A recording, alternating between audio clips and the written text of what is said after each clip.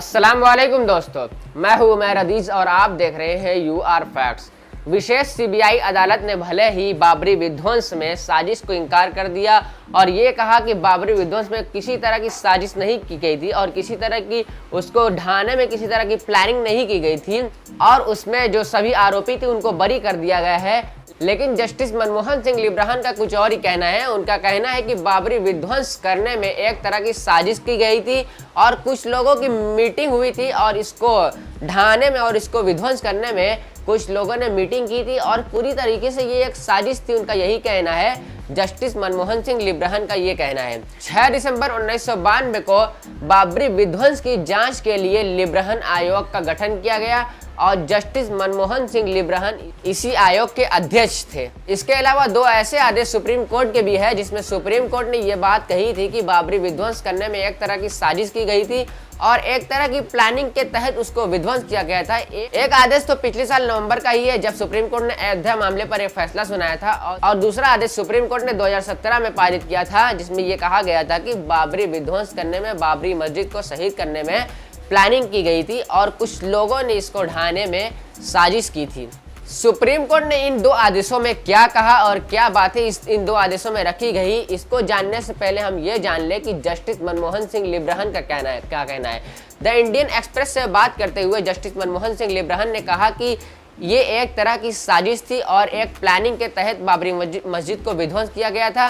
ये किसी तरह का नेचुरल डिजास्टर नहीं था या नेचुरली बाबरी विध्वंस नहीं हुआ था, बल्कि ये इंसान थे और इंसानों ने ही बाबरी को विध्वंस किया। मुझे याद है आज भी जब उमा भारती ने खुद ही एक्सेप्ट किया था कि उन्होंने बाबरी विध्वंस में हिस्सा लिया था और बाबरी विध्वंस करने में उनका हाथ है। जब उमा भारती ने कहा था, ये मनमोहन सिंह लिब्राहन कह रहे हैं कि उनको आज भी याद है कि जब उमा भारती ने कहा था कि बाबरी विध्वंस करने में इन लोगों ने एक तरह की प्लानिंग की थी और जो भी साक्ष्य उनके पास है और जो भी प्रूफ है लिब्राहन के पास, मनमोहन सिंह लिब्राहन के पास, उनसे वो कह रहे कि यही साबित होता है कि बाबरी विध्वंस करने में इंसानों ने एक तरह की प्लानिंग की थी और साजिश के तहत बाबरी को विध्वंस किया गया था। साजिश की ऐसी ही बात सुप्रीम कोर्ट ने भी पिछले साल नवंबर में की थी जब वो फैसला सुना रही थी राम जन्मभूमि का। राम जन्मभूमि पर जब फैसला सुना रही थी तब उसमें जो भी जजों की बेंच थी उसने ये कहा था कि बाबरी विध्वंस करने में एक तरह की साजिश रची गई थी।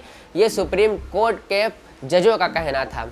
बेंच में शामिल कौन कौन थे? बेंच में शामिल थे मुख्य न्यायाधीश रंजन गोगोई, मौजूदा मुख्य न्यायाधीश S.A. Bobde, justice D.Y. Chandrachud, justice Ashok Bhushan और S.A. नजीर ने कहा था कि विवाद के लंबित रहने के दौरान सोच समझकर सार्वजनिक पूजा स्थल को तहस नहस करते हुए मस्जिद के ढांचे को गिरा दिया गया था। मुसलमानों को जबरदस्ती उस मस्जिद से निकाला गया है जिसको 450 साल पहले जिस मस्जिद को बनाया गया था। इन जजों ने ये बात कही थी और अपने आदेशों में और अपने स्टेटमेंट में इन जजों ने ऐसा कहा था कि 450 साल पहले जिस मस्जिद को बनाया गया था उस मस्जिद को इंसानों ने एक तरह की साजिश के तहत गिराया है और वहां से मुसलमानों को भगा दिया था। इसके साथ ही सुप्रीम कोर्ट ने यह भी कहा था कि मस्जिद को ढाना कानून के शासन का एक बड़ा उल्लंघन था। इससे 2 साल पहले 19 अप्रैल 2017 को जस्टिस पिनाकी चंद्र घोष और रोहिंटन F. नरीमन की पीठ ने बाबरी मस्जिद विध्वंस को भारत के संविधान के धर्मनिरपेक्ष ताने बाने को झकझोर देने वाले अपराध के रूप में बताया था और इस पीठ ने भी यही कहा था कि ये एक तरह की साजिश की गई थी बाबरी विध्वंस करने में, बाबरी मस्जिद को शहीद करने में। और इस फैसले को सुनाने के लिए, इस पर कार्रवाई करने के लिए, इस पर सुनवाई करने के लिए इस पीठ ने ये केस को लखनऊ ट्रांसफर कर दिया था। अखबार की रिपोर्ट के अनुसार पीठ ने यह आदेश दिया था कि IPC धारा 120 के तहत आपराधिक साजिश के अतिरिक्त आरोप लाल कृष्ण आडवाणी, मुरली मनोहर जोशी, उमा भारती, विनय कटियार, साध्वी रितंभरा और विष्णु हरि डालमिया 2019 में जिनका निधन हो गया पर लगाए जाएं। यानी कि इनके ऊपर IPC धारा 120 के तहत आरोप लगाए जाएं। इसके अलावा दो और लोग अशोक सिंघल और गिरिराज किशोर का 2015 और 2014 में निधन हो गया था, वो उनकी डेथ हो गई थी। यानी ढांचे को ढाए जाने के लिए 2 केस चल रहे थे। एक केस ये चल रहा था कि ढांचे को ढाने में एक तरह की साजिश की गई थी और एक केस ये चल रहा था कि भीड़ को उकसाया गया है ढांचे को ढाने में। जो ढांचे को ढाए जाने के लिए साजिश वाला केस था वो चल रहा था लखनऊ की अदालत में, जबकि भीड़ को उकसाने वाला केस चल रहा था रायबरेली में। सीबीआई ने 1993 में 49 लोगों के खिलाफ चार्जशीट पेश की थी, जिनमें से 17 लोगों की ट्रायल के दौरान ही मौत हो गई थी।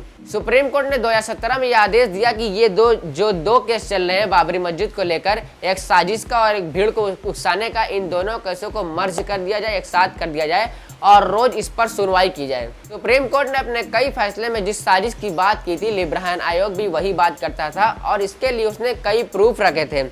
द इंडियन एक्सप्रेस की रिपोर्ट के अनुसार 1992 में जो आयोग गठन किया गया यानी लिब्राहन आयोग, तो उसने 2009 में अपनी रिपोर्ट में ये कहा कि लाल कृष्ण आडवाणी, मुरली मनोहर जोशी और उमा भारती सहित आरएसएस और बीजेपी की कई वरिष्ठ नेताओं के शामिल होने का संकेत दिया था। रिपोर्ट में ये कहा गया था कि ये लोग डायरेक्ट या इनडायरेक्ट इस साजिश में शामिल थे। आयोग ने कहा कि वहां पे कारसेवकों का इकट्ठा होना ये कोई अचानक वाला मामला नहीं था, बल्कि ये पहले से सोची समझी साजिश की गई थी। इस रिपोर्ट में 60 से अधिक लोगों के नाम थे, जिसमें बीजेपी के वरिष्ठ नेता आडवाणी, जोशी, उमा भारती और AB वाजपेयी, आरएसएस और बीएसपी नेता नौकरशाह शामिल थे। बातचीत में द इंडियन एक्सप्रेस से लिब्राहन ने कहा कि वो लोग मेरे सामने आए, यानी कि आडवाणी, वाजपेयी मेरे सामने आए और मैंने जो भी उनसे पाया, उन्होंने जो भी मुझे बताया, वो सारी बातें मैंने अपनी रिपोर्ट में कही। और कुछ लोगों ने अपने ऊपर जिम्मेदारी नहीं ली, यानी उन्होंने कहा कि मैं इसमें शामिल नहीं था बाबरी विध्वंस मामले में, और उन्होंने ये कहा कि कोई भी रहेगा तो वो यही कहेगा कि मैं इसमें शामिल नहीं था। लेकिन उन्होंने कहा कि उमा भारती ने इसकी जिम्मेदारी ली थी कि हाँ, मैं इसमें शामिल थी और मेरी प्लानिंग थी इसको विध्वंस करने में। तो उन्होंने कहा कि जो कोई भी मेरी जगह रहेगा और उसको अगर ऐसे सबूत मिलेंगे और डायरेक्ट कोई जिम्मेदारी लेगा, तो उससे यही निष्कर्ष निकाला जा सकता है कि बाबरी मस्जिद को विध्वंस करने में पूरी तरीके से साजिश थी और ये कोई अचानक वाला मामला नहीं था और कोई दूसरा नहीं आया था वहाँ पे विध्वंस करने के लिए, बल्कि ये लोग इसमें शामिल थे जिनके नाम थे और एक तरीके से इन्होंने पूरी प्लानिंग की थी। लिब्राहन आयोग की रिपोर्ट के अनुसार वहां पे बीजेपी, विहिप, बजरंग दल और आरएसएस के लोग अपने अपने नेताओं के साथ वहां पे मौजूद थे। रिपोर्ट के अनुसार उन्होंने या तो डायरेक्ट या तो इनडायरेक्ट रूप से इस मस्जिद को विध्वंस करने के लिए अपना अपना योगदान दिया था। लिब्राहन आयोग की रिपोर्ट में यह भी दावा किया गया था कि आडवाणी द्वारा दिसंबर 1992 तक राम जानकी रथ यात्रा विवादित स्थल पर मंदिर निर्माण के लिए वहां पे लोगों को इकट्ठा करने के लिए की गई थी। द इंडियन एक्सप्रेस से ही बात करते हुए जस्टिस लिब्राहन ने कहा कि उन्हें यह पता लगाना था कि मस्जिद को किसने ध्वस्त किया और इससे क्या हालात पैदा हुए और साथ ही साथ विध्वंस के क्या क्या प्रूफ थे। उन्होंने कहा कि कुछ लोगों के लिए यह एक पवित्र मंशा हो सकती है, लेकिन नेताओं के लिए यह पवित्र मंशा नहीं थी, बल्कि वोट को बटोरने के लिए, वोट को पाने के लिए एक पूरी तरीके से प्लानिंग थी। नेताओं के लिए कोई पवित्र मंशा नहीं थी, बस वोट की खेती करने के लिए उन्होंने ऐसा किया था। उन्होंने यह भी कहा कि मस्जिद विध्वंस को प्रशासनिक तैयारी और वहां पे पुलिस फोर्स तैनात करके विध्वंस को रोका जा सकता था, लेकिन ऐसा नहीं किया गया। क्यों नहीं किया गया? क्योंकि ये एक वोटों की खेती करने के लिए ऐसा किया गया था। तो दोस्तों, आप लोगों ने देखा कि किस तरीके से मस्जिद को ध्वस्त करने के लिए, मस्जिद को विध्वंस करने के लिए, मस्जिद को शहीद करने के लिए पूरी तरीके से प्लानिंग की गई थी। भले ही अदालत ने यह कहा कि उसके पास सफिशिएंट प्रूफ नहीं है, उसके पास सफिशिएंट सबूत नहीं है, उसके पास सफिशिएंट गवाह नहीं है जिसके बिना पर वो ये फैसला ले कि ये लोग आरोपी हैं, लेकिन और भी जो प्रूफ मिलते हैं और जो तथ्य मिलते हैं और भी जो गवाह मिलते हैं और जो वहाँ पे रिपोर्टर्स थे और जो वहाँ पे पत्रकार थे, उनका जो गवाही है उससे ये पता लगता है, और जो आयोग ने, लिब्राहन आयोग ने जो भी अपने प्रूफ रखे हैं, उससे यही पता लगता है कि कुछ लोगों ने पूरी तरीके से प्लानिंग की थी मस्जिद को ध्वस्त करने के लिए। और क्यों ध्वस्त किया गया था? क्योंकि वहाँ पे वोटों की खेती की जा सके, इस टॉपिक को लेकर, इस मुद्दे को लेकर वोट पाया जा सके और सत्ता में आया जा सके या फिर सत्ता में बने रहा जा सके। मैं किसी एक पार्टी पर ब्लेम नहीं कर रहा हूँ। वोट की खेती करने के लिए ये सारी प्लानिंग की गई थी, या तो सत्ता में बने रहने के लिए या तो सत्ता में आने के लिए। तो दोस्तों, आपको पता लग गया होगा कि मस्जिद को ध्वस्त करने के लिए साजिश की गई थी या नहीं की गई थी। अगर आपके मन में कोई सवाल है या फिर मेरे वीडियो को लेकर कोई कंफ्यूजन है, तो आप हमें कमेंट बॉक्स में ज़रूर बता सकते हैं। और अगर आपको ये वीडियो पसंद आए तो प्लीज़ आप इसे लाइक करें, अपने दोस्तों के साथ शेयर करें और हमारे चैनल UR फैक्ट्स को सब्सक्राइब करना ना भूलें। मिलते हैं नेक्स्ट वीडियो में। अल्लाह हाफिज़।